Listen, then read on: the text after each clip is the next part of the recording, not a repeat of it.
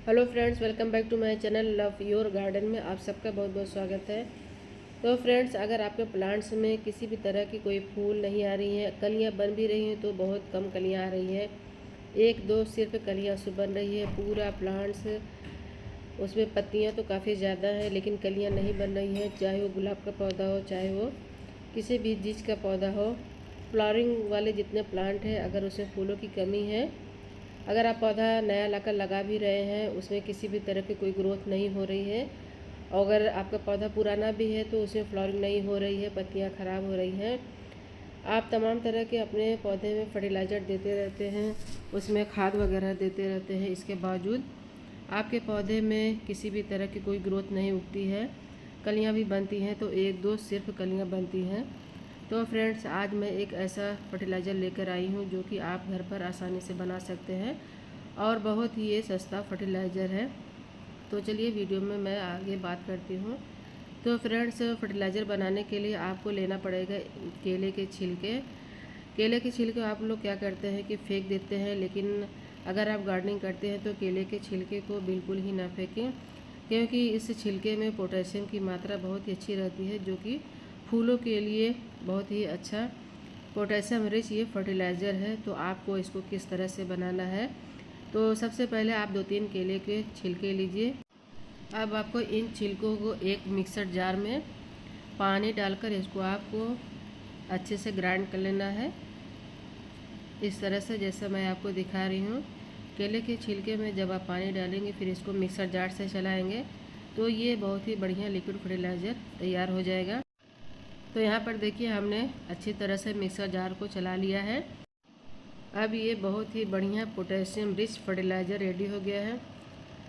लेकिन इसको क्या करना है, आपको एक छन्नी लेना है, छन्नी से इस लिक्विड फर्टिलाइज़र को छान लीजिए, इस तरह से जैसा मैं दिखा रही हूँ बिल्कुल इसी तरह आपको भी करना है। फिर इसमें कुछ और चीज़ें मिलानी है। इस फर्टिलाइज़र को आप अपने सभी पौधे में दे सकते हैं, चाहे फ्लावरिंग वाला प्लांट हो, चाहे सब्जी वाला प्लांट हो, किसी भी तरह के प्लांट हो, आप सभी प्लांट में इस फर्टिलाइज़र का यूज़ कर सकते हैं। इसका रिज़ल्ट बहुत अच्छा आता है, बहुत ही बढ़िया ये फर्टिलाइज़र रहता है। आप महीने में एक बार इस फर्टिलाइज़र का यूज़ अपने पौधे में ज़रूर किया करें। केमिकल फर्टिलाइज़र से आप बचा करें, और जो ऑर्गेनिक फर्टिलाइज़र रहती है पौधे को हमेशा तरोताज़ा रखती है और इसमें हमेशा फ्लावरिंग होती रहती है। तो इस तरह से आपको खूब दबा दबा कर इस पानी को अलग कर लेना है। ये बहुत ही अच्छी तरह से ये पानी तैयार हो गया है। अब आपको इसमें दो चीज़ें और मिलानी है। लिक्विड फर्टिलाइज़र को इसमें और नाइट्रोजन की मात्रा आपको मिलाना है। जैसे केले के छिलके में पोटेशियम की मात्रा बहुत ज़्यादा रहती है, उस तरह से ये एक कॉफ़ी पाउडर है, 1 चम्मच कॉफ़ी पाउडर आपको अपने इस लिक्विड फर्टिलाइज़र में मिलाना है। कॉफ़ी पाउडर में नाइट्रोजन की मात्रा बहुत ज़्यादा रहती है, पौधे को इन्हीं सब चीज़ों की ज़्यादा ज़रूरत रहती है, नाइट्रोजन, पोटेशियम और कैल्शियम। अगर ये तीनों चीज़ आपके पौधे को मिलती रहती है तो पौधा बहुत ही अच्छी तरह से ग्रोथ भी करता है। पौधे की जड़ जो है, जड़ मजबूत रहता है। अगर जड़ आपकी मजबूत रहेगी तभी पौधा ऊपर सर्वाइव करेगा, फ्लावरिंग करेगा, कलियाँ बनाता है। तो पौधे की जड़ को मजबूत करने के लिए इस तरह के फर्टिलाइज़र महीने में एक बार आप ज़रूर बनाकर अपने पौधे को दे दिया करें।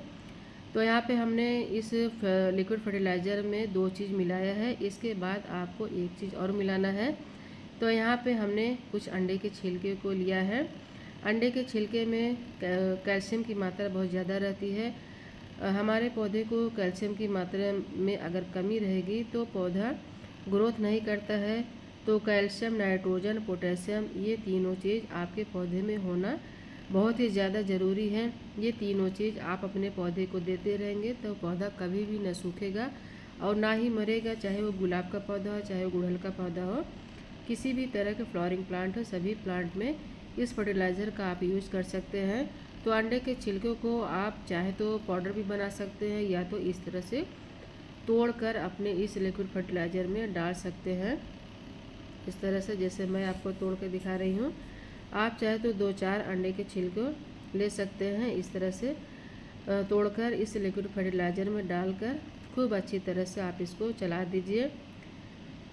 जितना अच्छी तरह से हो सके उतना अच्छी तरह से आप इसको चला दीजिए, क्योंकि अंडे के छिलके में कैल्शियम मात्रा रहती है, आपको इसको चलाना है। अगर हो सके तो आप इसको चाहे आधे घंटे के लिए रख सकते हैं।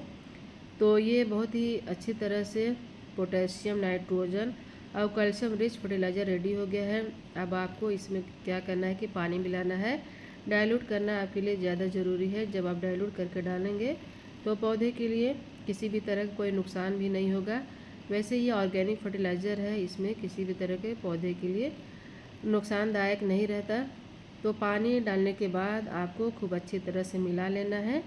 फिर आप उन पौधों में दीजिए जिन पौधों में किसी भी तरह की कोई ग्रोथ नहीं हो रही है, ना इसमें फ्लावरिंग बन रही है, ना कलियाँ बन रही हैं।